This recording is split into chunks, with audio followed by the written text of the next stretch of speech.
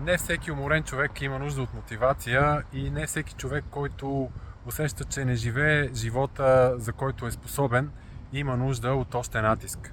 Понякога има нужда от възстановяване.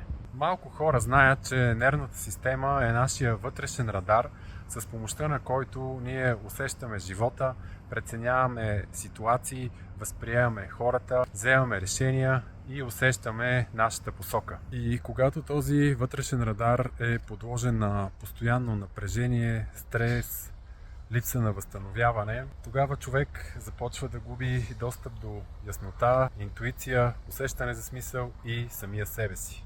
И тогава всяко действие започва да изглежда като усилие.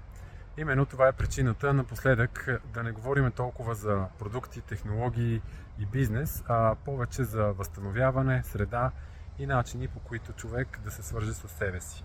Утре от 17 часа ще направим една по-различна среща, на която ще говорим именно за това как стреса и претоварването влияят на човека, какво се случва с тялото и психиката, какви технологии и продукти могат да са полезни и защо понякога промяната не започва от още натиск, а от възстановяването. И да, ще има продукти, ще говорим за бизнес, но друго е по-важното, а именно как човек да започне отново да усеща яснота, енергия и посока.